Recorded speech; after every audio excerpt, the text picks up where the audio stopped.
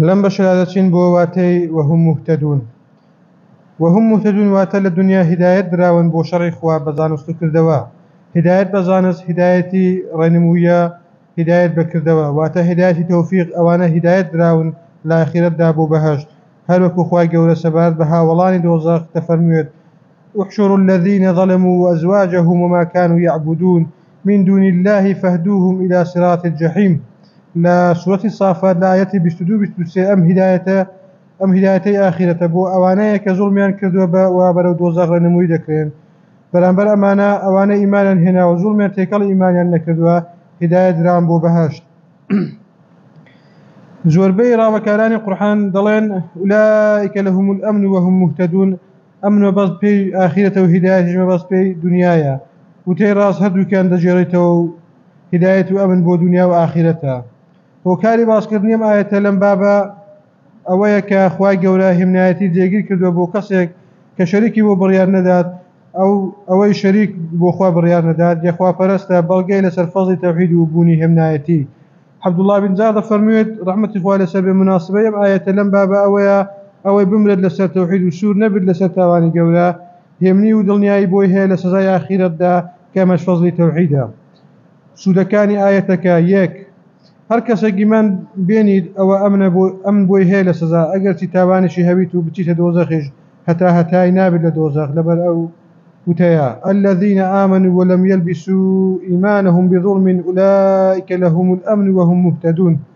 عبد الله بن زار رحمة إخوة لي بدأ فرمويت هر کەسێک بمرد لەسەر یەخوا پەرستی سوور نەبێت لەسەر تاوانی گەورە ئەوە ئەمنی بۆی هەیە لە سزای ئاخرەت ئەمن فەزلی یەخوا پەرستیە. دوو هر کەسێکی من نهێنید بەوا بە هیچ شێوەیەکی همنایەتی بۆ نییە لە سزای ئاخرەت و هەتای دەبێت لە دۆزەخ لەبەر مەفهومی ئایەتەکە. سێ ئیمانهێنان بە تەنیا بەز نییە بۆ ئەوەی لە سزا ڕزگار بیت بەڵکو دەبێت زوڵمی تێکەڵ بە ئیمان نەکرد بیت واتە شرکی تێکەڵ بە ئیمانەکەی نەکرد بێت. چوار هەر کەسێک ئیمان بهێنیت و شەریک بۆ خوا بڕیار نەدات ئەوە خوای گەورە لێ خۆش دەبێت یان سزا دەدات یان سزای دەدات لە کاتێکدا ئەگەر تاوانی گەورە هەبیت و تەوبەی لێ نەکرد بیت. پێنج هەر کەسێکی من بهێنیت و شەریک بۆ خوا بڕیار نەدات ئەوە هیدایەت دراوە لە دنیا هەر کەسێکی من بهێنیت و شەریک بۆ خوا بڕیار بدات ئەوە گومڕا بووە لە دنیا. شەش گەورەترین زوڵم شەریک بریاردانە بۆ خوای گەورە بە شیرک دەڵێن زوڵم چونکە زوڵم بە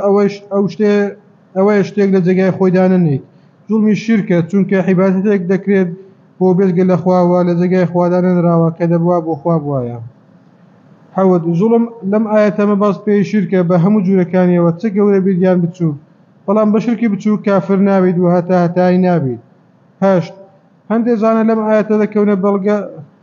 هەندێک زانە ئەم ئایەتە دەکەنە بەڵگە کە شرکی بچووک ئیلا لەسەری سزا دەدرێت و لێ خۆشبوونی بۆ نییە. شرکی گەورە ئەگەر تەوبەی نەکردبیت خوای گەورە لێ خۆش نابیت و لە دۆزەخ هەتای دەبیت بەڵام شرکی بچووک ئەگەر تەوبەی نەکردبیت سەبات بە لێ خۆشبوون دوو تەی هەیە. هەندێک زانە دەڵێن خوای گەورە لێ خۆش نابێت هەر سزا دەدات دوای سزادان لە دۆزەخ دەری دەهێنرێت. هەندێک زاناتر دەڵێن ئەگەری هەیە خوا لێ خۆش بیت بێ ئەوەی سزای بدات ئەگەریشی هەیە سزای بدات پاشان لە دۆزەخ دەری بهێنێت واتە لە ژێربیستی خوای گەورەدایە